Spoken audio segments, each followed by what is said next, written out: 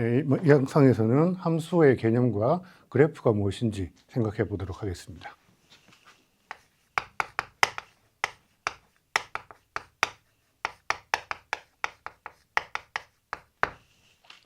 먼저 함수를 어떻게 정의할 건지 생각해 보도록 하죠.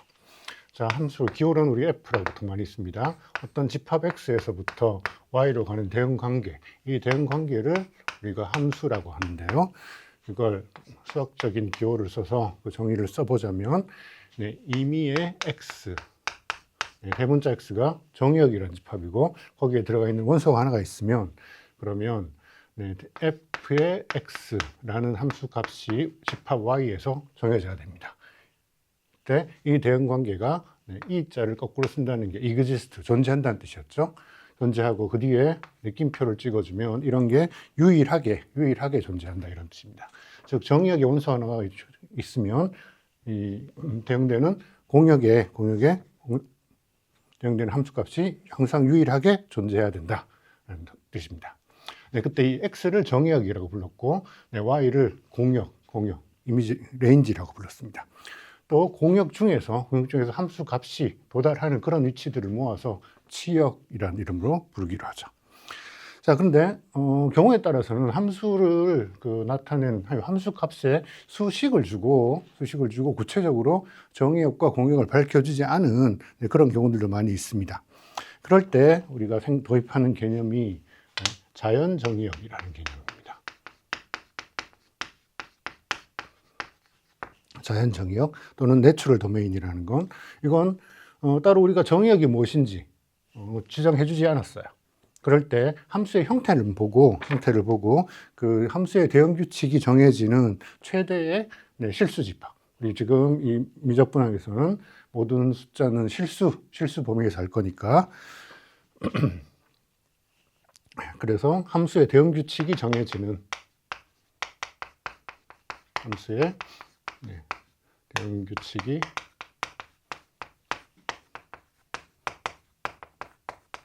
정해지는 최대의 실수 집합, 이걸 자연정의역이라고 할 거고, 따로 정의역에 대한 언급이 없으면 그 수식을 보고 우리가 자연정의역을 유추해야 됩니다. 가령 예를 들어 fx라는 게 정의역이 무엇인지 밝혀주지 않고 그 수의 형태만 9-x제곱 이런 걸로 줬다고 합시다. 네, 그러면 이 함수 식의 형태로부터 우리가 정의역을 유출해야 됩니다.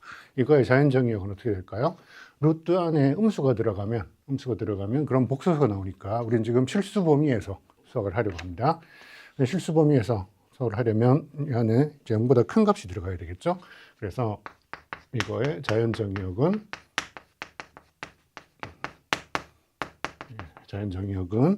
실수들의 집합 중에서 x의 범위가 -3부터 +3까지, 그래서 루트 안이 양수가 되도록, 0보다 크거나 같은 값이 되도록, 또는 범위로 보면 -3부터 3 이런 닫힌 구간이다 라고 생각할 수 있겠죠. 네, 이어서 함수의 그래프가 무엇인지 살펴보겠습니다. 함수의 그래프는 어떻게 정의되냐면, 함수 f가 x에서부터 y로 가는 이런 함수가 있다고 합시다. 이거의 그래프라는 것은 좌표 평면에 있는 점들의 집합인데, R2라고 쓰는 게 2차원 좌표 평면이죠. 2차원 좌표 평면에 있는 점들의 집합으로서 이때 이 자리를 fx라고 쓸게요. 그래서 x라는 점이 정의역 x에 존재하고, 그럴 때 대응되는 함수 값이 y 좌표가 되는 그런 점들을 다 모아서 만들어진 집합이 함수의 그래프입니다. 가령 예를 들어 함수 fx가 2 나누기 x-1 이렇게 주어져 있다. 따로 정의역이 무엇인지 언급하지 않았다면 우리가 자연정의역을 생각해 봐야 되겠죠. 이거의 자연정의역은 이 식이 대수적으로 문제가 이렇게 일어나는 건 분모가 0이 되는 경우일 겁니다. 그래서 분모가 0이 되지 않으면 상관없으니까 x는 모든 실수 중에서 1만 제외하면 될 겁니다. 그래서 그래프는 1일 경우를 제외하고, 이 경우에는 함수값이 존재하지 않죠. 되지 않고 이 유리함수의 그래프가 어떻게 되는지 많이 봤을 겁니다.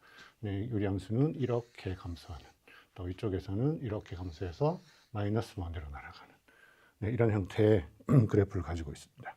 그때 이 그래프에 각각 점 하나하나가 어떤 점들이냐, x좌표가 있으면 대응되는 값 fx를 계산해서 이 점의 좌표가 x, fx라는 점들, 네, 그런 점들이 다 모여서 이 함수의 그래프를 구성하고 있습니다. 네, 이어서 네, 이 자석을 갖다 쓸까요? 네, 함수들 중에서 fx가 네, 짝함수 그리고 홀함수로 구분되는 그런 경우들이 있습니다. 네, 짝함수 또는 even 펑션 이라는 건 네, 어떤 성질을 가질 때 우리가 even 펑션이라고 부르냐면 f에 마이너스 x를 대입한 게 f에 x를 대입한 것과 같은 값이 나올 때, 네, 그럴 때 우리가 even 펑션이라고 합니다. 함수의 그래프를 그려보면 x일 때의 값하고 마이너스 x일 때의 값이 같다는 뜻입니다. 그 얘기는 그래프가 만약에 이렇게 움직인다라고 하면 반대쪽에는 이렇게 y축에 대칭인 그런 그래프가 얻어져야 된다는 겁니다. 또 fx가 홀함수 또는 odd 펑션이라고 하는 건 f에 마이너스 x를 대입했을 때 f에 x를 대입한 것과 값이 정반대 그걸 가진다는 뜻입니다.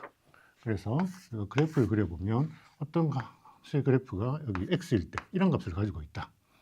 x일 때 이 값을 가진다라고 하면 마이너스 x일 때는 반대로 네, 이게 fx일 테니까 여기 마이너스 fx의 값을 가져야 되는 겁니다. 그래서 그래프가 이렇게 움직인다라고 하면 여기서는 반대로 이렇게 움직이는 원점의 대칭인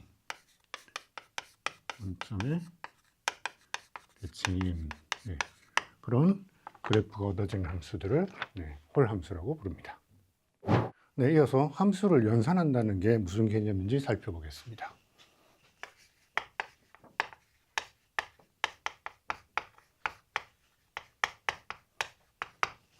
네, 함수를 연산한다는 게 어떻게 정의되냐면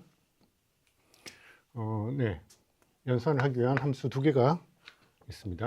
x라는 함수는 x1에서부터 y1으로 가는 함수, 네, g라는 또 다른 함수가 있는데 x2에서부터 y2로 가는 이런 두 개의 함수가 있다고 생각하죠. 그럴 때 f와 g를 더한다, 두 함수를 더한다라는 게 무슨 뜻이냐? 네, 더한 함수는 x1, f의 정의역이었죠. 그리고 g1, x2, g의 정의역이 이 두 정의역의 교집합에 대해서 값이 얻어지는 겁니다. 여기서 네, 치역이 공역이 뭔지는 잘 모를 수도 있으니까 그냥 실수 전체라고 생각을 하도록 하죠. 어차피 정의역에 어떤 원소가 들어가느냐에 따라서 대응되는 함수값이 무엇이냐, 그게 함수를 정의하는 거니까. 네, 그럴 때 f 더하기 g라는 더해진 함수, 이 함수의 그러면 값은 무엇이냐? 더해진 게 이제 하나의 함수입니다, 그죠? 이렇게 하나의 함수이고 그 함수에다가 x를 집어넣으면 뭐가 얻어져야 되느냐? 네, 너무 당연하게도 f의 x를 먼저 계산하고 g의 x를 따로 계산한 다음에 더해진 값, 네, 그 더해진 값으로 이 두 함수의 합으로 정의된 그 함수의 값을 정해주면 됩니다. 그렇죠? 네, 이걸 우리가 점별 연산 또는 포인트 와이즈 오퍼레이션이라고 부릅니다. 그래서 함수를 연산한다, 함수를 더한다라는 건 어떤 점이 주어져 있을 때, 정의역에 어떤 점이 주어져 있을 때 그 점별로 값을 따로따로 계산한 후에, 함수 값을 먼저 계산한 후에 원하는 연산을 하면 됩니다. 자, 그러니까 이걸 덧셈 말고 뺄셈, 여기를 뺄셈으로 고치면 이 자리를 뺄셈으로 고쳐주면 됩니다. 그죠? 여기가 곱셈이 됐다. 따로 써볼까요? f와 g가 곱해졌다. 여기에 x를 집어넣으면 fx 따로 계산하고 gx를 따로 계산해서 곱하면 됩니다. 그죠? 또 두 함수를 나눴다. g분의 f, 두 함수가 나눠졌다. 여기에 x를 넣으면 그러면 fx를 따로, gx를 따로, 함수를 따로따로 계산해서 그걸 나눗셈을 해주면 됩니다. 네, 또 함수를 연산하는, 실제 이건 연산은 아니지만 두 함수의 관계를, 두 함수를 통해서 새로운 함수를 만들어내는 중요한 과정이 합성함수입니다. 그래서 새로운 정의를 써보면 f의 x, f가 x에서부터 y로 가는 그런 함수입니다. g는 y에서부터 또 다른 함수, 또 다른 집합, 네, g로 가는 그런 함수입니다. 네, 그럴 때 이 두 함수를 합성을 하겠습니다. 기호로는 g of f, 네, 이렇게 써서 얘가 x에서부터 네, g로 바로 가는 그런 함수, 이 함수를 이제 합성함수라고 부르죠. 두 함수 f와 g 합성입니다. 네, g of f라는 합성함수에다가 x를 대입하면 그럼 어떻게 정의되는 거죠? 먼저 fx를 계산하고 그 값을 g에다가 다시 집어넣어 주는 거죠. 그래서 여기 x라는 집합이 있었고 y라는 집합이 있었고 z라는 집합이 있었어요. 여기 f라는 함수가 가고 있고 네, g라는 두 번째 함수가 가고 있습니다. 그러면 여기 어떤 점이 있을 때 이 x가 어디에 대응되느냐? 먼저 함수 f에 통해서 여기로 fx라는 값으로 이동이 됐습니다. 그 값이 다시 g를 따라서 이동되는 값이 무엇이냐? 이 값이 바로 그러니까 f를 먼저 계산한 다음에 거기에 네, g를 한 번 더 작용한 네, 그런 함수입니다. 그래서 함수가 지금 여긴 그냥 똑같이 y 이렇게 썼는데 네. 함수가 사실 잘 정의되기 위해서는 f의 x 이렇게 쓰면 이게 치역인 거죠. 치역. 그죠? x 전체 정역이 있는 모든 원소들을 f에 넣어서 만들어진 집합. 이 집합이 이 집합 y 안에 잘 들어가 있어야 됩니다. 그렇죠? 그래서 치역에 있는 모든 원소들이 f 치역에 있는 모든 원소들이 g에 의해서 새로운 함수 g에 의해서 이동될 수 있어야지 합성함수를 네, 정의할 수 있을 겁니다. 네, 예제를 하나 풀어보도록 할까요? 자, 함수 fx가 x제곱 마이너스 9분의 6x 이라는 함수가 하나 있습니다. 네, gx는 루트 3x라는 함수가 하나 있습니다. 먼저 시작하기 전에 함수들의 자연 정의역이 무엇인지 살펴보죠. 네, 첫 번째 함수 f는 분자는 상관없고 분모가 0이 되면 안 되니까 x가 플러스 마이너스 3인 경우만 제외하면 f는 잘 정의됩니다. 네, 두 번째 함수가 복소수가 아니라 실수 범위에서 값이 정의되기 위해서는 x가 0보다 크거나 같은 범위에서 정의가 되겠죠.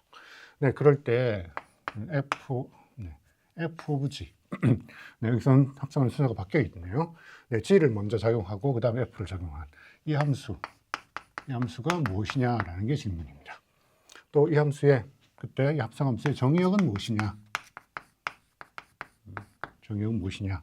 네, 그래서 이걸 계산해 보면 f of g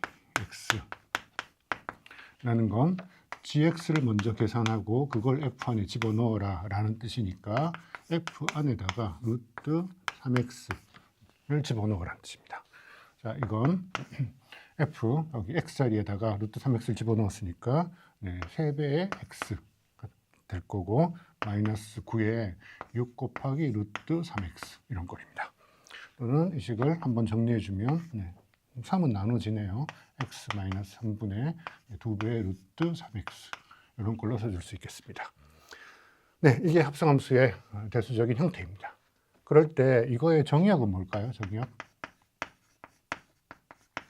정의역은 이 함수가 잘 정의되기 위해서는 x가 일단 3이 되면 안 될 거고 그 다음에 분자에 있는 루트 때문에 x가 0보다는 크거나 같아야 될 겁니다. 그렇죠?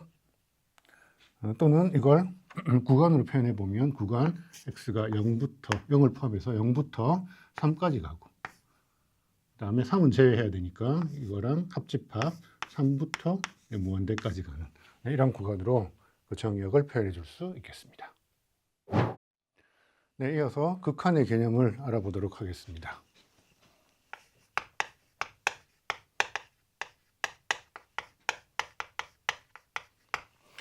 네, 극한을 어떻게 정의하느냐. 우리 기호로는 리밋이라는 기호를 씁니다. 리밋 x가 c로 갈 때 fx가 l로 수렴하더라. 네, 이 의미를 우리가 어떻게 해석했냐면 네, 여기 우리 조건을 하나 넣어야 될 텐데 먼저 그 조건이 있다 이야기하고 x가 c로 갈 것. 네, 이 화살표는 가까이 간다 이런 뜻으로 생각해 볼게요. x가 c로 가까이 갈 때 fx가 l로 가까이 간다. 네, 이걸 우리가 극한이다라고 부르죠.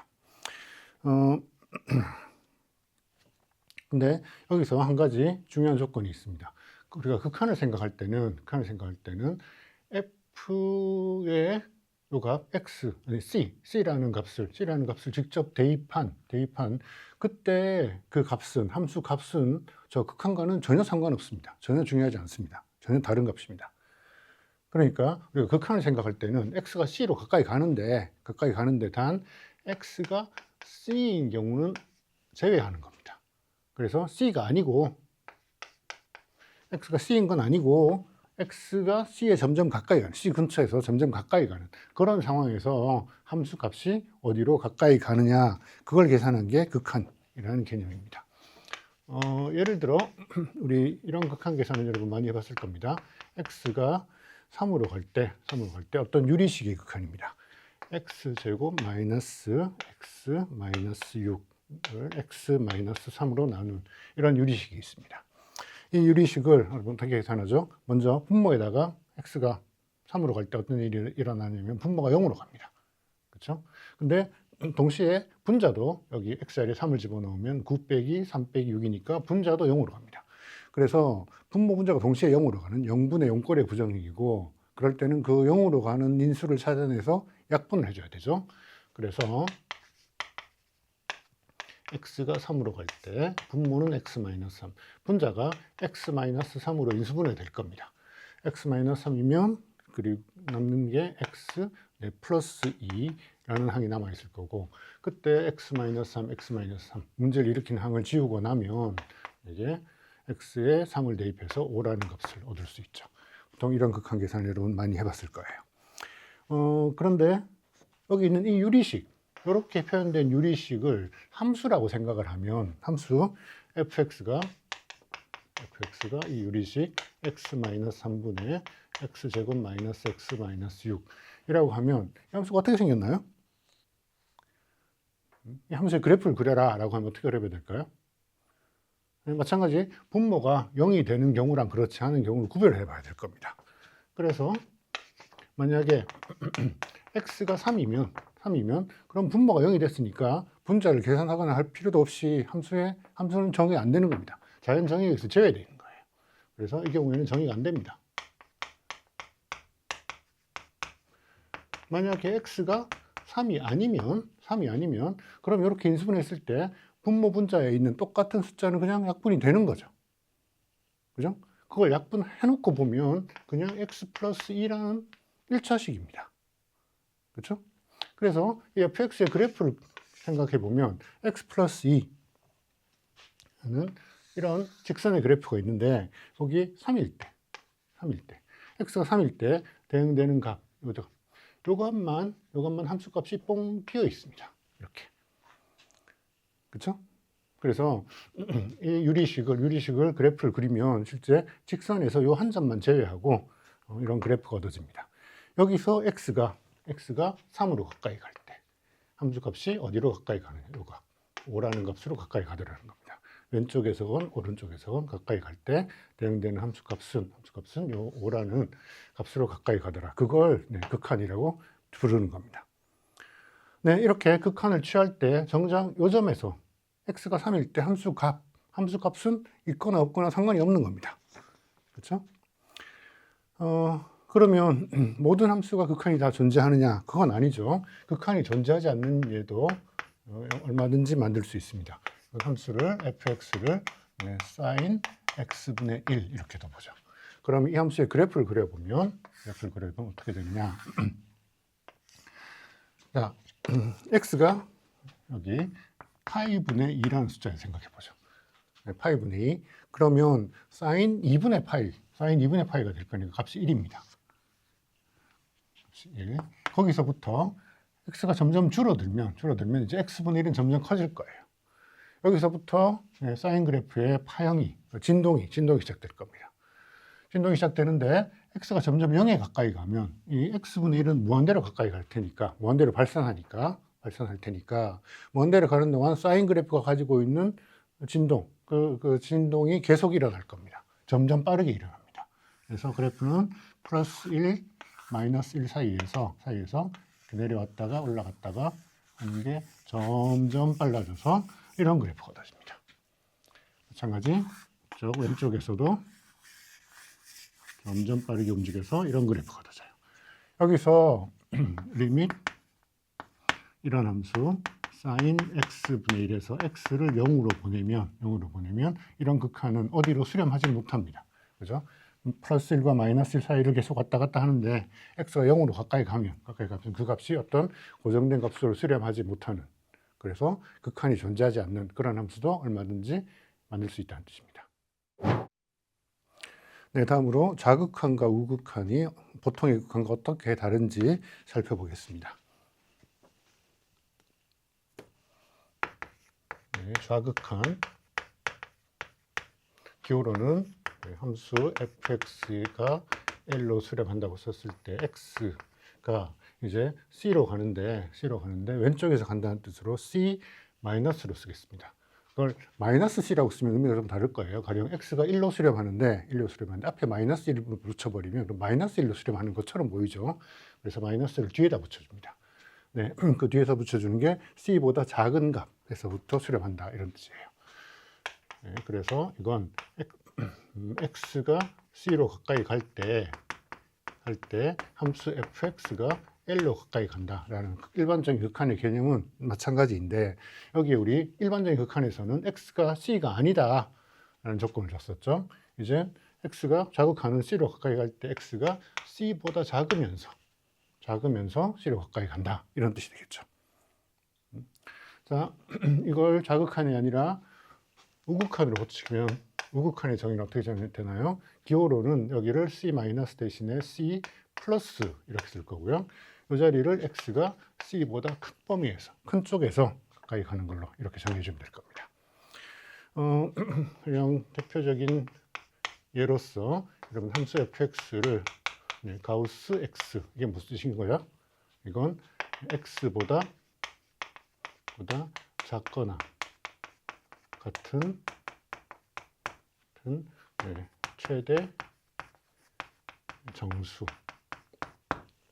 x보다 작거나 같은 최대 정수를 계산해 주는 그런 함수를 가우스 함수라고 합니다. 또는 우리 실수에서는 소수점 아래를 버림을 하는 그런 현상이죠.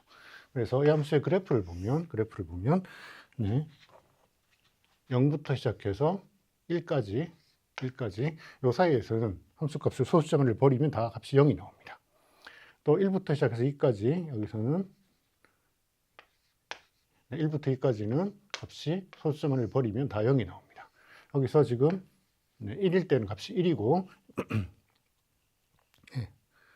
1보다 작을 때는 값이 0입니다.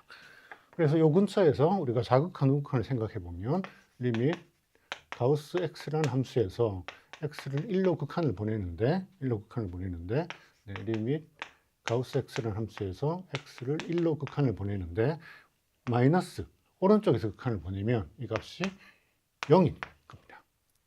근데 플러스 이게 왼쪽이었죠. 왼쪽에서 극한을 보내면 값이 0이 될 텐데 오른쪽에서 우극한을 취하면 그러면 이 값이 1이 됩니다. 그렇죠? 그래서 이런 경우에는 함수가 연속이 아닌 불연속인 그런 함수가 얻어지겠죠.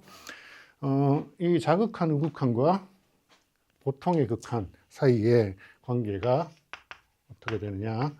fx의 일반적인 극한, C로 갈 때 극한이 L이다.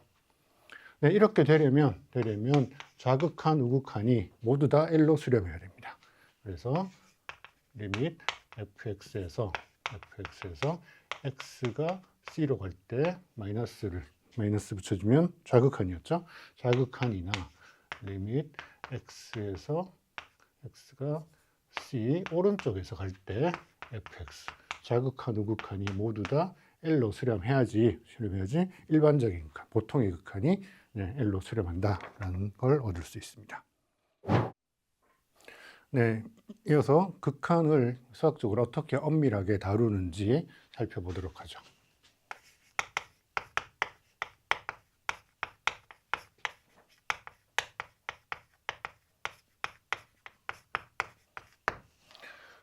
네, 극한의 개념을 극한의 정의를 잠깐 다시 기억을 되살려 보겠습니다.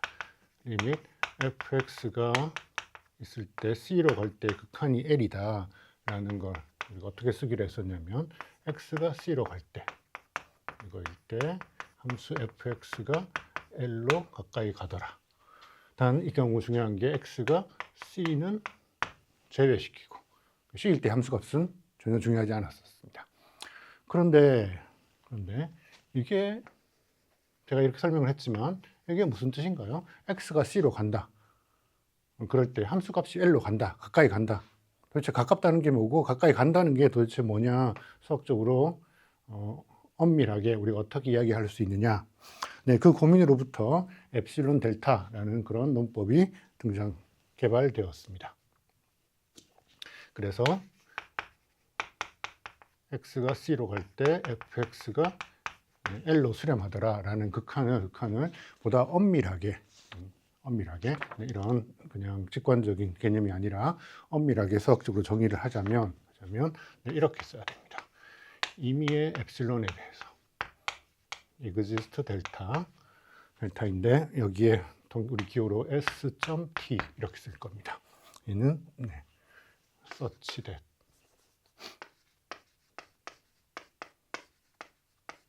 를 줄여서 보통 이렇게 씁니다.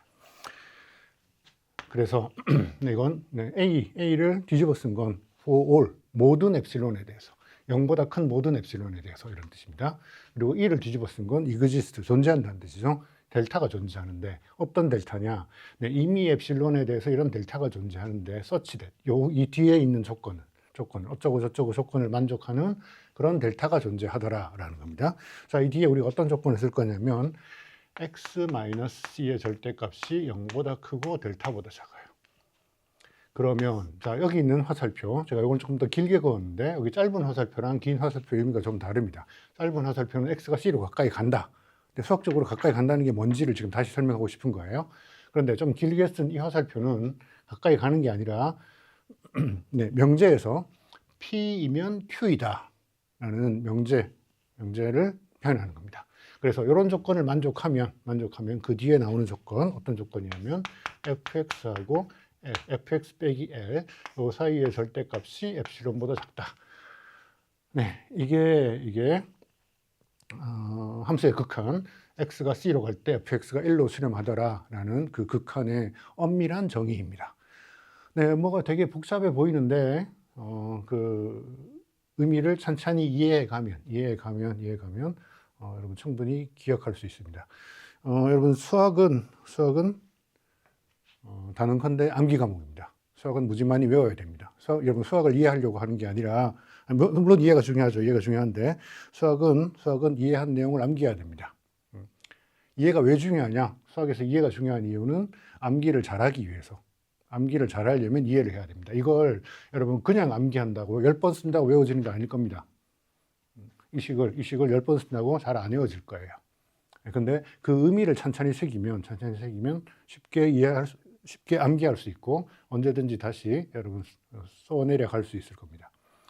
자, 사실 이 앞부분은 거의 동일해요. 여러분 앞으로 이 정의를 극한의 여러 가지 경우에다가 엡실론 델타를 도입을 할 건데 또는 엡실론 델타 형태로 표현해 볼 건데 그 의미는 요 과정은 여기까지는 거의 동일합니다. 임미 엡실론에 대해서 어떤 델타가 존재한다.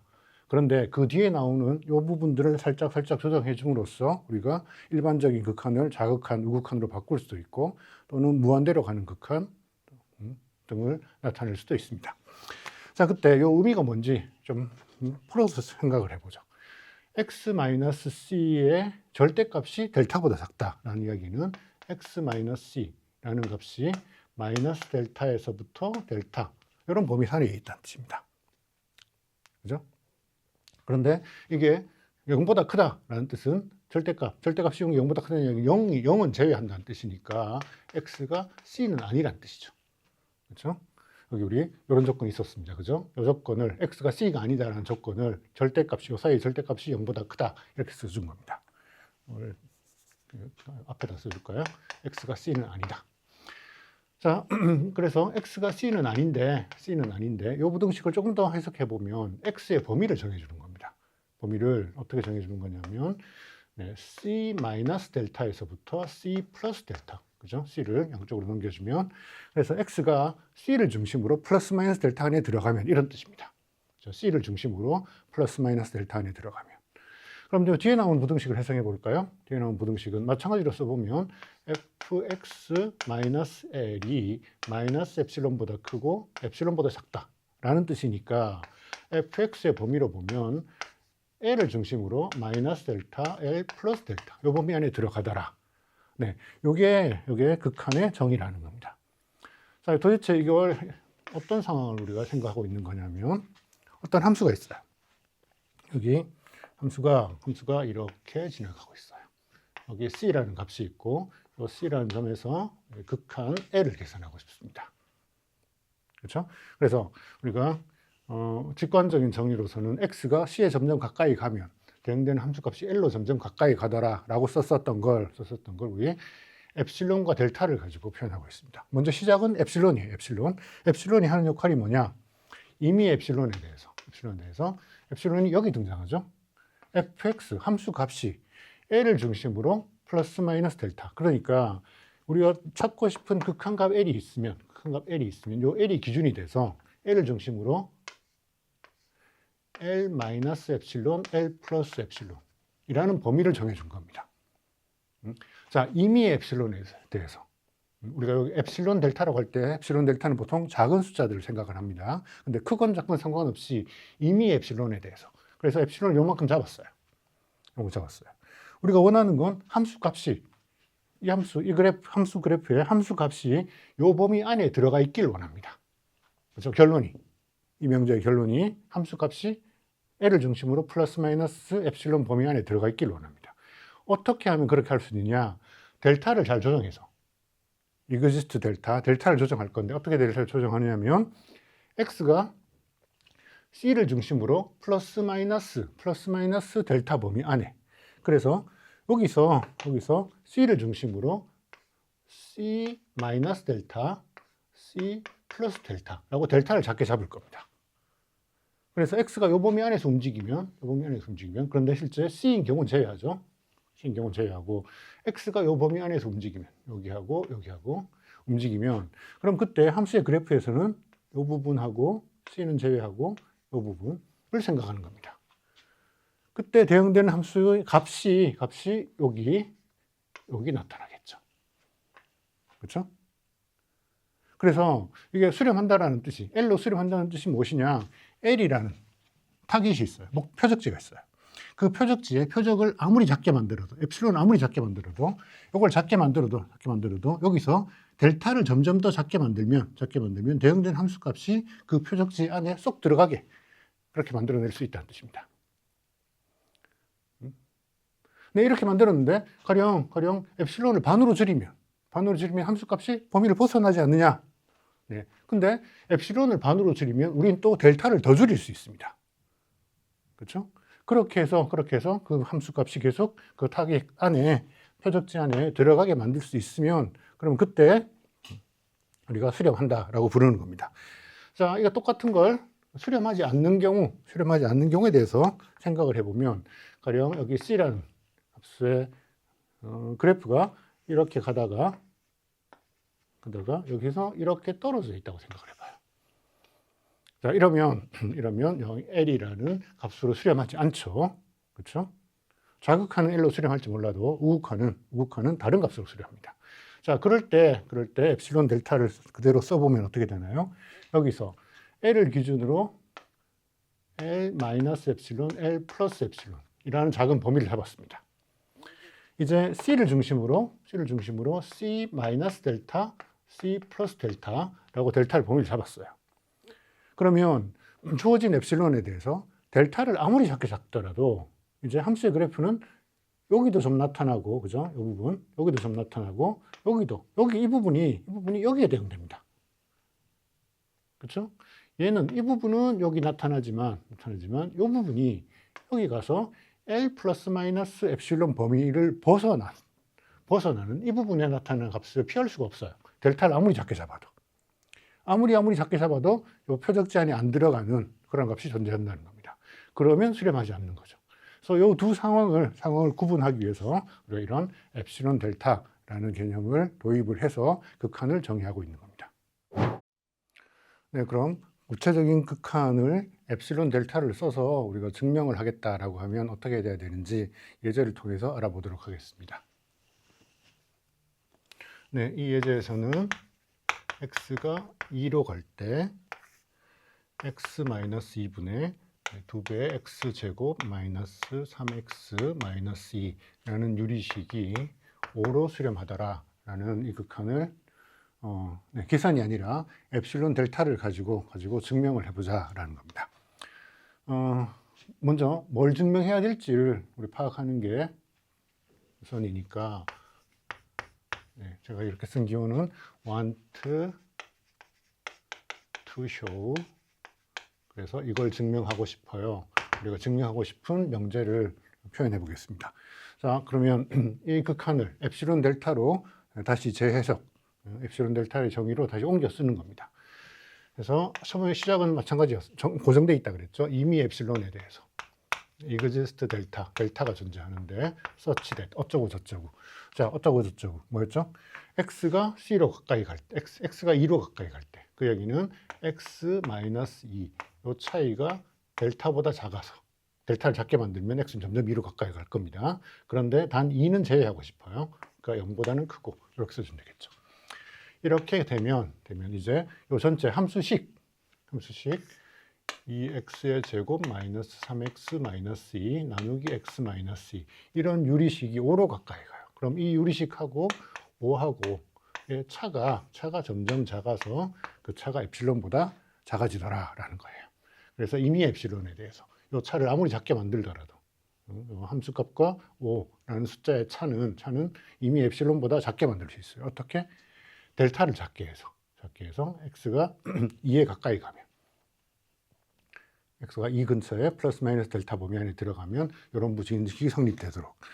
네, 이걸 그럼 증명을 쓰려면 어떻게 써야 되느냐? 주어진 엡실론에 대해서 엡실론이 하나 주어졌을 때 델타를 얼마로 선택하면 되는지 보통은 엡실론을 작게 주면 델타는 그 엡실론을 보고 엡실론에 따라서 더 작은 숫자를 선택을 해야 되죠. 그래서 주어진 엡실론에 대해서 델타를 어떻게 선택해야 되는지를 제시해 주고 그거에 대해서 이런 명제가 성립하는지를 확인하면 증명이 끝나는 겁니다. 보통은 그 증명을 바로 쓰는 대신에 이 명제, 우리가 증명하고 싶은 명제를 역으로 재해석, 분석을 합니다. 흔히 뒤에서부터 먼저 분석을 합니다. 그 단계를 흔히 예비 분석이라고 부르는데, 예비 분석을 하면 먼저 우리가 얻고자 하는 목표, 결론을 먼저 살펴보는 겁니다. 결론, 2x의 제곱 마이너스 3x 마이너스 2를 x 마이너스 2로 나눠서 5와 차이를 보는데 이게 엡실론보다 작아지도록 만들고 싶어요. 이게 우리가 얻고자 하는 목표예요. 언제? 여기에 x 마이너스 2 이거의 차가 델타보다 작으면 이렇게 만들고 싶어요. 그렇죠? 그러면 이 조건이 성립되면, 물론 여기 0보다 크다가 빠졌네요. 0보다 크면 이렇게 만들고 싶어요. 그래서 어떤 x의 범위가 2에서부터 어떻게 델타를 정해주면 이런 부등식을 얻을 수 있을지 이걸 요 부등식과 동치인 명제들로 바꿔 나가는 겁니다. 그래서 요 부등식과 동치인 명제 중에서 일단 x가 2는 제외할 거예요, 우리가. 그죠? 여기서 x가 2는 제외할 거예요. 2가 아니면 그럼 이 식을 x-2 분자에 있는 x-2라는 분자를 지금 인수분해하면 어떻게 되죠? 네, x-2하고 2x 플러스 1 이렇게 인수분해가 되나요? 그죠? 네, 여기다가 마이너스 5. 그래서 네, 이 절대값이 엡실론보다 작다라는 식에서 x가 2가 아니면 그러면 요 항들을 이렇게 네, 약분을 해줄 수 있겠습니다. 약분해서 부등식을 다시 정리해주면 이것과 동치인 명제가 네, 2x 플러스 1 빼기 5니까 2x 네, 마이너스 4 절대값이 엡실론보다 작다. 또는 이것과 동치인 명제를 다시 쓰면 x 마이너스 2의 절대값이 2분의 엡실론보다 작다. 그죠? 자, 이렇게 분석해 보니까 이런 명제를 얻기 위해서는 x 마이너스 2, 요 차이가 2분의 엡실론보다 작다라는 것과 같은 명제다라는 걸 우리가 확인할 수 있어요. 바로 요 2분의 엡실론이 우리가 찾고 싶은 델타 역할을 하는 겁니다. 그렇죠? x가 2에서부터 델타만큼 가까우면 그러면 우리가 얻고자 하는 이런 부등식을 얻을 수 있다는 겁니다. 자, 이거로부터 우리가 증명을 쓰자면 임의 엡실론에 대해서 이런 조건을 만족하는 델타가 존재한다라는 걸 증명을 해야 돼요. 그렇죠? 증명에서는 그 델타를 구체적으로 제시해 주면 됩니다. 그래서 델타를 2분의 엡실론으로 두면 그러면 x-2 요 차이가 델타, 즉 2분의 델타 2분의 엡실론보다 작아요. 또는 여기 0보다 커요. 이거이면 그럼 이제 요 부등식을 거꾸로 계산해 줄 수 있겠죠. 계산해서 2x 제곱 마이너스 3x 마이너스 2 나누기 x 마이너스 2 빼기 5라는 부등식. 요 부등식이 엡실론보다 작다. 네, 계산 과정은 이걸 거꾸로 써주면 되는 거예요. 라는 걸 증명할 수 있겠습니다. 네, 다음은 엡실론과 델타를 이용해서 정의한 극한의 개념이 어떻게 변형되는지 살펴보도록 하죠. 그 정의를 약간만 변형을 하면 좌극한 또는 우극한을 나타낼 수 있습니다. 리밋 x가 c로 가는데 네, 우극한을 생각해 보죠. 플러스 우극한 fx의 우극한이 L로 수렴하더라. 네, 이걸 엡실론과 델타로 표현을 하면 어떻게 표현해야 되느냐? 네, 먼저 그림을 가지고 생각을 해보도록 하죠. 여기 함수의 그래프가 있어요. 함수의 그래프가 네, 이렇게 있는데, 그럼 여기 이렇게 떨어져 있다고 생각을 해요. 네, 이러면 좌극한은 이 값이 될 거고, 우리가 지금 여기서 이야기하는 우극한의 값은 여기 C에서 우극한의 값은 여기 있을 거예요. 그렇죠? 네, 그럴 때 이 극한값 L을 기준으로 플러스 마이너스 엡실론을 잡을 거예요. 마이너스 엡실론 플러스 엡실론 L 플러스 마이너스 엡실론. 그래서 작은 범위를 만들어 놓고 함수에서 x가 c로 가까이 갈 때 오른쪽에서 가까이 가면 그 값은 요 안에 저 작은 범위 안에 계속 들어가더라라는 걸 우리 확인해야 되죠. 그럴 때 우극한은 우리가 보고 싶은 부분이 c보다 큰 쪽, 이 부분을 생각하는 거예요. 그죠? 그래서 여기서 c 플러스 델타를 작게 잡으면 대응되는 함수값이 이 부분이 요 안에 들어갈 거 아니에요. 그렇죠? 자, 그러니까 이걸 엡실론 델타로 고쳐 쓴다라고 하면 네, 이미 엡실론에 대해서 exist 델타가 존재하는데 such that 어떤 거냐? 자, 이 부분 결론은 똑같아요. 결론은 fx와 l의 차이가 엡실론보다 작다. 언제? x가 여기 들어가면 이제 x-c가 델타면서 0보다 크면 이렇게 써줘야 되겠죠. 자, 이게 보통의 극한에서는 여기 x-c의 절대값을 취했어요.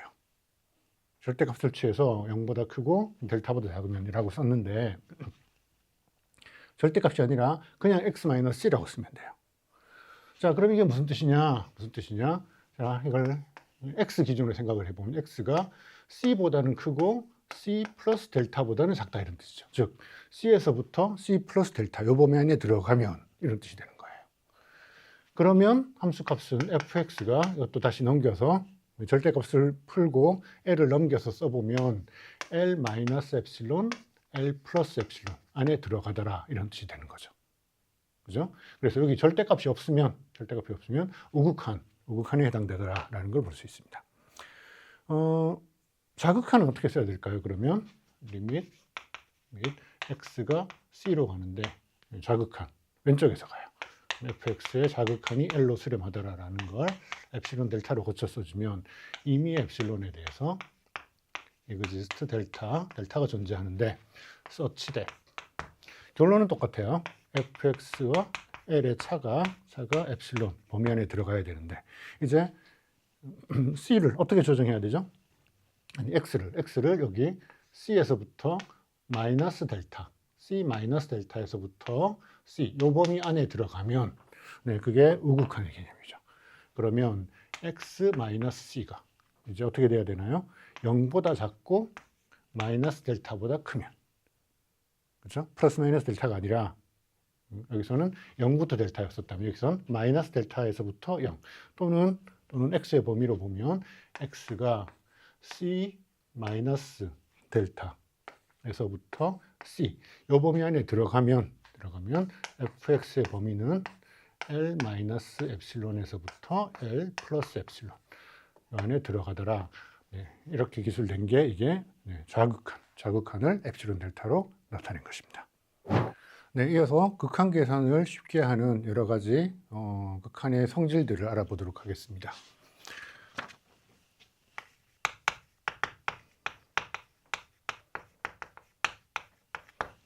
극한 계산을 할 때는 우리가 극한의 정리라고 부르는 이런 극한의 여러 가지 성질들을 쓸 수 있는데요.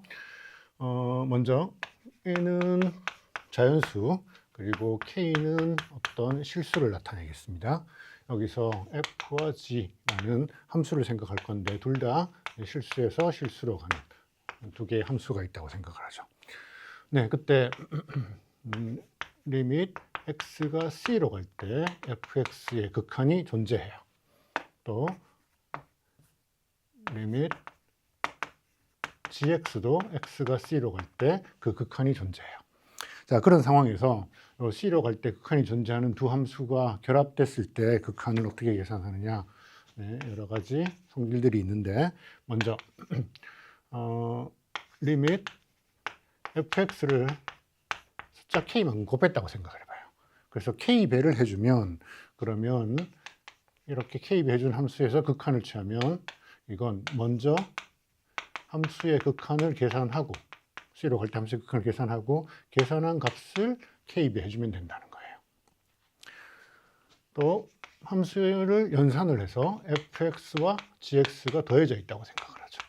더해진 함수에서 리밋 x가 c로 갈 때 극한을 계산하면 이건 극한을 따로따로 계산을 해서 리밋 fx의 극한을 따로 계산하고 gx의 극한을 따로 계산해서 x가 c로 갈 때 극한을 따로따로 계산해서 더해주면 된다는 거예요. 이건 덧셈뿐만 아니라 이 자리가 뺄셈이면 뺄셈으로 또는 곱셈이면 나눗셈이면 모두 다 성립하죠. 그죠?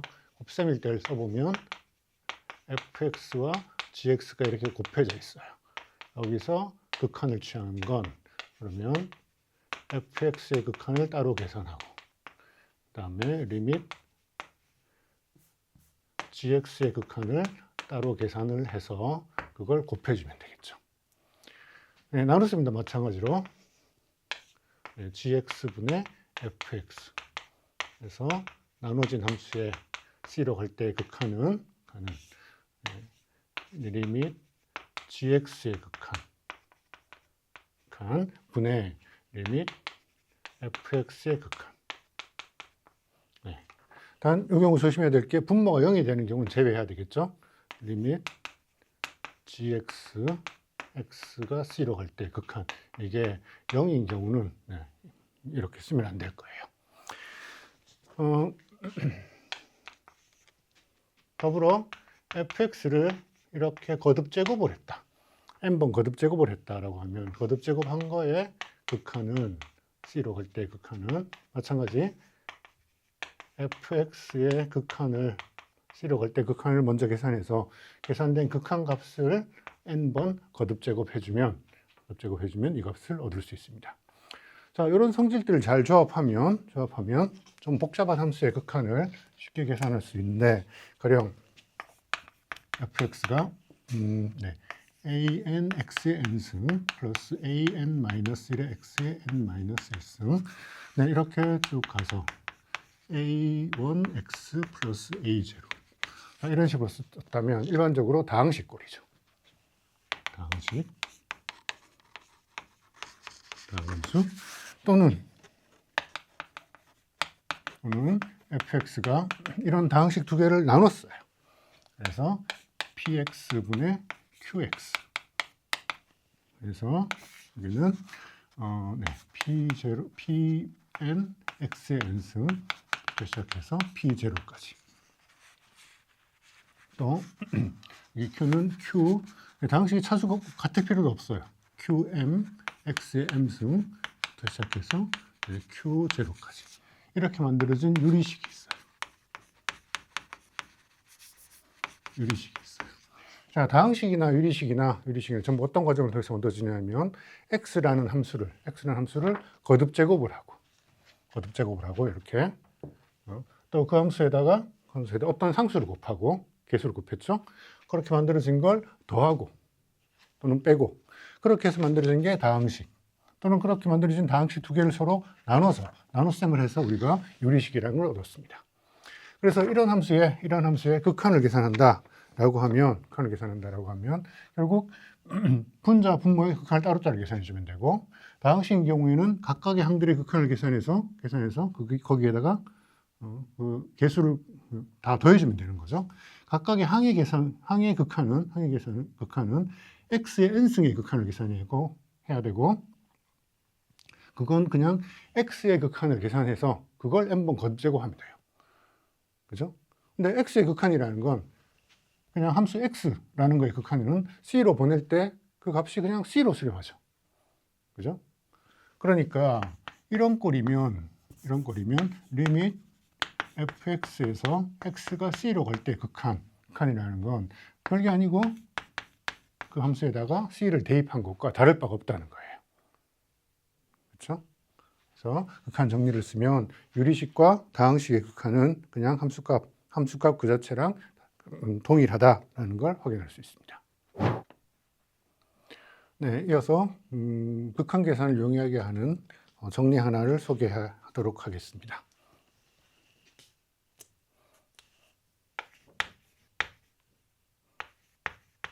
스퀴즈 세럼 또는 짜내기 정리라고 부르는 정리인데, 우리가 C로 갈 때 어떤 함수의 극한을 계산할 건데요. C 근방의 x에 대해 fx라는 함수, gx라는 함수, 그리고 hx라는 함수, 세 함수 사이에 이런 부등호가 성립한다고 하죠. 그리고 fx의 극한이 x가 c로 갈 때 극한이 리밋 작은 함수의 극한이 이쪽 큰 함수 hx의 극한이랑 동일하고 그 동일한 값이 l이라고 하면, 그러면 짜내기라는 게 무엇이냐면 두 개가 가운데 있는 이 g가 그 사이에 끼어 있다는 거예요. 근데 아래쪽 함수랑 위쪽 함수가 서로 가까워서 걔네들이 같은 값으로 수렴을 하면, 그래서 그림을 그려보면 어떤 경우냐면 지금 여기 이 gx라는 함수가 있어요. 이 함수의 점 C에서 극한을 알고 싶은데 이거보다 큰 함수 h라는 함수가 하나가 있고요. 이거보다 작은 함수 f가 있는데 fx, hx 아래쪽 함수나 위쪽 함수나 얘네들이 동일하게 같은 값 L로 수렴하더라는 거예요. 그러면 그 두 함수 사이에 끼어 있는 g라는 함수도 같은 값으로 수렴할 수밖에 없다라는 거죠. 그래서 이런 경우에는 그 사이에 끼어 있는 gx 또 x가 c로 갈 때 같은 값으로 수렴할 수밖에 없다라는 거예요. 자, 여기서 제가 근방이라는 표현을 썼는데 이게 무슨 뜻이냐? C 근방이라는 게 C 근처, C를 기준으로 해서 여기 어떤 범위 C-A, C 플러스 A라는 요 범위 안에서 그 범위 안에서 이런 부등호가 성립되면 된다는 거예요. 그렇죠? 극한은 어차피 요 근처, C 근처에서 일어나는 함수의 움직임을 보는 거니까 이 대소 관계가 저 멀리 가서 G가 이렇게 갔는데 F가 이거보다 더 높아지거나 하더라도 상관없다는 거예요. 요 근처, C 근처의 작은 범위에서 이런 부등식이 성립하는 그런 작은 범위가 있기만 하면 그 안에서 짜내기 정리를 쓸 수 있다는 겁니다. 구체적인 예제를 하나 보면 리밋 x가 0으로 갈 때 sin x분의 1. 자, 이런 함수는 극한이 존재하지 않는다 그랬어요. 그림이 어떻게 생겼었냐면 여기서 이렇게 가서 수렴하지 않았어요. 그런데 그 함수에다가 앞에 x를 하나 곱했다고 칩시다. 그러면 함수의 그래프가 어떻게 달라지냐면 함수의 그래프가 여기 y 이퀄 x라는 직선이 있고 y 이퀄 마이너스 x라는 직선이 있어요. 그렇죠? 자, x 곱하기 sin x분의 1이라는 함수는 여기다가 요 sin x의 범위가 마이너스 1부터 1까지 범위에서 움직일 테니까 이 함수는 이 위쪽 함수 절대값 x라는 함수보다는 작다는 겁니다. 그죠? 또 아래쪽 함수가 뭔가요? 그러면 마이너스 절대값 x라는 함수보다는 더 크다는 겁니다. 그래서 x 곱하기 sin x분의 1이라는 함수가 요 두 함수 사이에 끼어 있어요. 실제 함수의 그래프는 요 범위 sin 부분이 마이너스 1부터 1 사이에서 움직이니까 이 그래프는 마이너스 x 절대값에서부터 플러스 x 절대값까지 이 범위에서 이렇게 움직일 거예요. 원점으로 가면 점점 빨리 움직일 거예요. 점점 빨리 왔다 갔다 하겠지만 위쪽 함수, 아래쪽 함수 사이에 끼어 있어 가지고 이런 경우에는 극한이 존재하게 됩니다. 그렇죠? 여기서 우리가 x가 0으로 갈 때 x의 절대값 위쪽 함수 또 리밋 x가 0으로 갈 때 아래쪽 함수 마이너스 x의 절대값 얘네들이 전부 다 0으로 수렴하죠. 그죠? 그러니까 짜내기 정리 스퀴즈 스요렘을 쓰면 x 곱하기 sin x분의 1에서 x가 0으로 보낼 때는 비록 이 부분이 이렇게 많이 진동을 하지만 요 x 또는 x의 절대값이 아래 위에서 누르고 있기 때문에 이 값은 여전히 0으로 수렴할 그런 현상을 확인할 수 있습니다. 이어서 함수의 연속성에 대해 알아보도록 하겠습니다.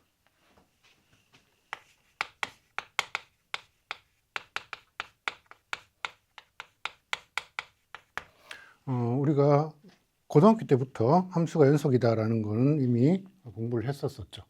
고등학교에서 배웠던 함수의 연속성의 정의가 무엇이었느냐 한번 생각을 해보면 함수 f가 점 C에서 x 이퀄 C에서 연속이다 라는 걸 우리가 보통 세 가지 조건으로 나눠서 이야기를 했었습니다. 뭐였었냐면 첫 번째 함수값이 존재, fx, fc 함수값이 존재해야 된다. 그 다음에 두 번째 x가 c로 갈 때 fx 극한값이 존재해야 된다. 그리고 세 번째 그 함수값과 극한값이 서로 같아야 된다. 그래서 x가 c로 갈 때 극한값하고 함수값 fc가 같아야 된다. 요 세 조건을 만족하면 그때 함수 f가 c에서 연속이다라고 불렀던 거죠. 우리가 고등학교 때 정의를 연속성의 정의를 이렇게 세 가지로 나눠서 설명하고 있는 이유는 이런 경우 그러니까 이 불연속인 함수들을 우리가 전형적인 불연속의 함수들을 제거해주는 그런 과정으로서 생각을 해 갔던 겁니다. 자, 불연속인 예를 보면 함수가 불연속인 예를 보면 함수의 그래프가 이렇게 움직여 가다가 여기 C라는 점에서 함수 값이 없어요. 그러면 그래프가 이게 떨어져 있는 거죠. 그죠? 그런 경우엔 불연속이 될 테니까, 그러니까 모든 C라는 점에서 함수 값이 존재해야 된다라는 거예요. 또 함수가 극한이 존재해야 된다라는 게 무슨 뜻인가요? 극한이 존재하지 않으면, 그러니까 C라는 점에서 함수가 이렇게 생겼어요. 그럼 극한이 존재하지 않죠. 그죠? 자극한, 우극한 존재하지만 그게 서로 다르면 극한이 존재하지 않아요. 이런 게 대표적인 불연속인 경우죠. 이런 걸 배제하기 위해서 우리가 극한이 존재해야 된다라고 그랬던 거예요. 자, 극한이 존재하지 않는 건 좌극한, 우극한이 다를 때만 있는 게 아니라 좌극한 자체 또는 우극한 자체가 존재하지 않을 수도 있어요. 그렇죠? 어떤 예처럼 여기 C로 갈 때 함수가 이렇게 생겼지만 이쪽에서 갈 때 얘가 이렇게 진동을 하거나 하면 이 C로 갈 때 우극한은 존재하지 않는 그런 함수도 있을 수 있죠. 자, 또 불연속인 경우가 언제 생길 수 있냐면 함수의 그래프가 이렇게 가다가 예쁘게 갔었는데 점 C라는 점에서 이 부분만, 이 점만 이 위치에 있지 않고 다른 위치로 이렇게 옮겨져 있다고 생각을 해요. 그러면 극한값은 존재하지만 대응되는 함수값과 다른 그런 현상이 벌어지죠. 그렇죠? 그래서 이 경우엔 불연속이 얻어집니다. 그런데 사실 이 전체를 하나의 조건, 이 조건으로 그냥 합쳐서 쓰면 그게 바로 연속성이죠. 사실 함수의 함수 값이 존재해야 된다라고 이야기했던 건 어떻게 보면 좀 불필요한 그런 가정이에요. 여기서 함수 값이 존재하지 않으면, C의 함수 값이 존재하지 않으면 그건 처음부터 함수가 아니었죠. 그죠? 정의역의 모든 원소들마다 함수 값이 존재한다. 값이 대응되는 값이 존재해야지 함수니까. 네, 그런 취지로 우리 여기서는 함수의 연속성의 정의를 조금 간단하게 써보겠습니다. 그래서 F가 C에서 X = C에서 연속이다 라는 건 그냥 극한을 취해서 X가 C로 갈 때 fx의 극한이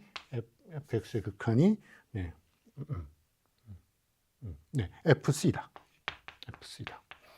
그래서 극한값이 함수값과 같아야 된다. 네, 이걸 연속성의 정의로 삼겠습니다. 또는 이걸 엡실론과 델타로 풀어서 보면 이제 이 자리가 L이 된 거예요. L. 그렇죠? 그래서 임의의 엡실론에 대해서 exist 델타가 존재하는데 such that 어떤 거냐면 자, 뒤쪽부터 써볼까요? fx하고 fc 이 사이의 거리가 엡실론보다 작아야 돼요. 언제? x가 c에 가까이 가면. 그러면 x-c 이 차이가 델타보다 작으면, 근데 0보다 크면. 이 범위에 들어가면 그럼 fx와 fc가 엡실론보다 작다라는 게 이 극한을 엡실론과 델타로 풀어서 준 거죠.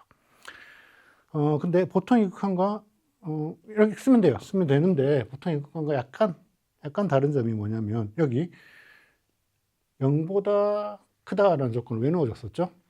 x가 c인 경우는 제외하기 위해서 극한을 취할 때 x가 c로 갈 때 극한이라는 건 x가 c일 때는 생각할 필요가 없으니까 그랬던 거예요. 그런데 지금 이 경우에는 x가 c로 가면 그냥 함수값이 fc라는 함수값이 있어요. 그죠? 그러니까 여기서 x가 c가 되더라도 이 명제는 항상 성립해요. 그죠? 그러니까 이 부분은 넣어줘도 되고 생략해도 되더라. 그렇죠? 생략해도 함수의 연속성을 정의하는 데는 전혀 문제가 없어요. 네, 다음으로 함수들을 연산을 하거나 또는 합성을 할 때 그 연속성이 어떻게 유지되는지 살펴보겠습니다. 먼저 극한 정리를 쓰면 두 함수 f와 g가 C에서 연속이에요. 연속인 두 함수가 있어요. 여기에 K는 어떤 상수라고 하죠. 연속인 함수가 있으면 이 함수들을 가지고 만들어진 여러 가지 다른 함수들, 가령 K 곱하기 F 함수를 상수로 했어요. 또는 F와 G라는 함수를 더하거나 또는 뺐어요. 또는 F와 G를 곱했어요. 또는 나누기 G분의 F. 물론 이때는 분모는 0은 아니어야 되겠죠. 그렇죠? 분모는 0이 아니어야 되겠죠. 또는 F를 n승을 했어요. 여기서 n은 어떤 자연수를 이야기해요. 그래서 연속인 함수들을 가지고 이렇게 연산을 하면 이것도 역시 C에서 연속이다. 그렇죠? 연속성이라는 게 C로 갈 때 극한값을 계산하는 것과 함수값을 계산하는 게 일치해야 된다는 거예요. 그런데 F와 G는 이미 그런 성질을 가지고 있으니까 그 함수들을 가지고 이렇게 연산을 사칭 연산, 덧셈, 뺄셈 또는 곱셈, 나눗셈 또는 상수배나 거듭 제곱을 해서 얻어지는 함수의 C로 갈 때 극한을 계산해 보면 우리 앞서 극한 정리가 있었죠. 극한 정리가 이런 연산에 대해서 극한을 취하면 각각의 극한을 먼저 취한 다음에 연산을 하면 된다 그랬어요. 근데 그 각각의 값들이 이미 연속인 걸 알고 있으니까 대응된 함수 값으로 수렴할 거고 그 극한이 연산한 함수의 함수 값이 되겠죠. 그래서 저렇게 함수를 합성하더라도 극한의 연속성은, 함수의 연속성은 유지된다라는 거예요. 자, 뿐만 아니라 함수를 합성할 때도 그 연속성이 유지가 되는데, 가령 리밋 x가 c로 갈 때 gx가 l로 수렴한다고 하죠. 그런데 또 다른 함수 f가 있는데 이 f는 l에서 연속이에요. 자, 그러면 네, 리밋 x가 c로 갈 때 함수를 합성했어요. f라는 함수랑 g를 합성을 했어요. 합성 함수의 극한은 어떻게 되느냐? 이게 f의 l이 되더라라는 거예요. 자, 여기서 f라는 함수 바깥에 있던 바깥에 극한이 있었는데 fl은 g라는 함수의 극한이었어요. 그러니까 이 부분을 뭐로 써줄 수 있냐면 f 안에 리밋 x가 c로 갈 때 gx의 극한 이렇게 쓸 수 있는 거죠. 그죠? 자, 지금 여기 f가 l에서 연속이다라는 거의 의미가 뭐냐면 이거의 의미가 리밋 x가 l로 갈 때 fx가 f의 l과 같다는 뜻이에요. 그렇죠? 그래서 여기서 x가 c로 가면 요 gx라는 거 요 안에 들어있는 부분, 안에 들어있는 gx라는 부분이 l로 가게 돼요. 그렇죠? l로 가게 돼요. 그때 그 값이 fl과 같더라라는 게 같다라는 걸 우리가 확인할 수 있죠. 여기서 우리가 연속성을 가지고 극한을 계산할 때 쓸 수 있는 중요한 성질이 뭐냐면 여기 연속인 함수 바깥에 있는 리밋이 요 안으로 쏙 들어갔어요. 그죠? f 바깥에 있는 극한이 f 안으로 들어갔죠. 언제 이게 가능하냐? 연속성이 있어야지 가능하더라라는 거예요. 연속성을 가지고 있으면 이 극한이 함수 안으로 이렇게 이동해 들어갈 수 있어요. 네, 이 성질을 이용을 하면 그러면 합성함수의 연속성이 유지된다라는 걸 확인할 수 있어요. 자, g가 c에서 연속이에요. 그리고 f라는 함수는 이제 g of c, 여기서는 l로 썼었던 여기에서 연속이에요. 그러면 이 두 함수를 합성해서 만든 함수, 합성함수는 C에서 연속이 된다는 거죠. 왜 그럴까요? 그 증명을 살펴보면, 네, x가 C로 갈 때 gx, 이 극한을 L이라고 하면 극한값을 L이라고 하면 이게 연속이라는 이야기는 이게 GC랑 같다는 뜻이에요. 그렇죠?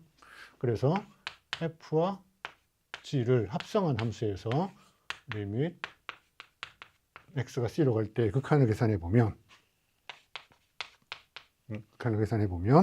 자, 이건 리밋 X가 C로 갈 때 F 안에 GX라는 함수가 들어있어요. 그죠? 자, 이렇게 합성이 되어 있을 때, 요 GX는 L로 수렴하고, 또는 GC, L로 수렴하고, 그때 여기서 연속이 있으면, F가 연속성이 있으면, 요 극한이 이 안으로 들어갈 수 있다 그랬어요. 그래서 F 안에 리밋 X가 C로 갈 때의 GX. 즉, F 안에 이게 L 또는 G of C 라는 값이 얻어지는 거죠. 그래서 F와 G를 합성 함수에서 C를 계산한 것 같아요. 즉, 이 함수 G와 F가 합성된 함수에서 X가 C로 갈 때의 극한값은 그 합성한 함수에서 C의 값을 직접 계산한 것과 일치한다. 그러니까 이 함수가 점 C에서 연속이다 라는 얘기가 되는 거죠. 네, 그럼 연속 함수가 가지는 아주 중요한 성질 중에 하나인 중간값 정리에 대해서 살펴보겠습니다.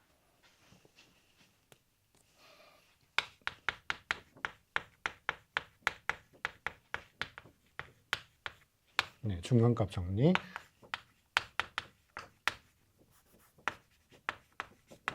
Intermediate Value Theorem. 네, 또는 줄여서 IVT라고도 합니다. 네, 중간값 정리가 무엇이냐? 먼저 함수 F가 어떤 닫힌 구간, A부터 B까지 닫힌 구간에서 연속이에요. 닫힌 구간의 모든 점에서 다 연속이라는 뜻이죠. 네, 그럴 때 W라는 값을 하나 가지고 올 건데, 이 W라는 값은 FA 함수의 값 중에 왼쪽 끝점에서의 함수값, 또 이거와 오른쪽 끝점에서의 함수값, 이거의 중간값이에요. 네, 중간값이라는 게 두 값의 중점 이런 뜻이 아니고 그냥 이 중간에 끼어 있는 어떤 값이든지 상관없다는 뜻입니다. 그러니까 FA, FB가 있으면 이 사이에 W가 이렇게 끼어 있다는 뜻이에요. 근데 이렇게만 쓸 수 없는, 이렇게 기호로 쓰면 좋겠는데 이렇게만 쓸 수 없는 게 FA가 FB보다 큰지 작은지 몰라요. 만약에 FA가 더 크다면 중간값을 표현할 때는 FB를 왼쪽에 써줘야 되겠죠. 그래서 FA. 네. 그래서 이거거나 이 중에 어떤 경우거나 상관없이 그 사이에 값이 끼어 있으면 그걸 중간값이라고 부르겠어요. 자, 연속함수면은 중간값 정리를 만족하는데, 중간값 정리 의미는 뭐냐면 이그지스트 C 구간 AB 정의역에서 어떤 C라는 값이 존재해서 여기서 함수 값이 FC가 그 중간값 W랑 같아지는 그런 값이가 정의역에 있는 C가 항상 존재하더라라는 겁니다. 자, 그래프를 가지고 생각을 해보면 여기 A부터 B까지 연속함수가 있어요. 자, FA가 클 수도 있고 작을 수도 있고 FB보다. 그렇지만 그 중에서 첫 번째 FA가 더 작은 경우를 생각해 보죠. 그러면 여기 함수의 그래프가 FA에서부터 출발해서 FB가 더 커요. FB까지 이렇게 갈 겁니다. 이 사이 함수는 연속으로 가야 돼요. 연속 함수는 그래프가 끊어지면 안 되죠. 여기서 이렇게 연결돼서 이렇게 갈 거예요. 자, 그때 FA와 FB 사이 이 중간에 어떤 W를 하나 선택을 할 건데, 중간값, 예를 들어 여기 W를 하나 선택을 했어요. 자, 그 중간에 어떤 값을 선택하더라도 W를 기준으로 이렇게 선을 그어보면 네, FA에서부터 FB까지 연속 그래프가 가다 보면 W라는 선을 지나가야 되죠. 그 중간값, 중간에 있는 모든 값들을 다 거쳐가야 돼요. 그렇게 되는 값이 여기도 존재하고 세 군데가 있어요. 이 그림에서는. 그죠? 중간값 정리는 적어도 이런 값이 적어도 하나 존재하더라라는 거죠. 그렇죠? 그럴 수밖에 없겠죠. 여기서부터 여기까지 가는데 그 연속함 함수가 끊어지지 않고 연속적으로 간다면 중간에 있는 모든 값을 거쳐가야 돼요. 불연속 함수는 중간에 뛰어넘을 수 있을 거예요. 그죠? 네, 사실 이거를 어떻게 증명하느냐라는 건 좀 간단한 문제가 아닌데, 여러분 증명의 아이디어가 뭔지 한번 소개해 보도록 하죠. 증명의 아이디어가 뭐냐. 자, 이런 상황에서 FA하고 W하고 FB 그럴 때 집합 A를 생각을 할 건데, 어떤 집합이냐면 이 구간 A부터 B까지 구간에 속하는 점들 중에서 함수값 fx가 w보다 작은 그런 x들을 골라봐요. 그러면 여기 구간 A부터 B까지 있는 점들 x들 중에서 함수값이 w보다 작은, 그럼 이 그림에서는 어떤 점들이 되나요? 함수값이 w보다 작은 집합은 여기도 나타나고 여기도 나타나요. 그죠? 그럴 때 정확히 함수값이 w랑 일치하는 점은 아마 여기 있을 거예요. 그죠? 물론 여기도 있고 여러 군데 있겠지만 이 점이 하나 특징되는 점인데, 이 점이 언제냐면 함수가 FA에서부터 FP까지 점점 커져야 되는데, 이 점이 뭐냐면 제일 마지막으로 W를 통과하는 점일 거예요. 그렇죠? 그 점 C는 어떻게 찾으면 되냐면 이 A라는 집합 중에서 제일 끝점, 제일 오른쪽에 있는 점, 그 점을 보면 되겠죠. 그래서 맥시멈 집합 A의 맥시멈을 취하면 이거에서 C가 중간값 W를 갖게 되더라라는 걸 알 수 있어요. 물론 증명을 보다 엄밀하게 쓰려면 몇 가지 단계가 필요한데, 그 아이디어는 대충 이렇게 된다라는 이야기죠.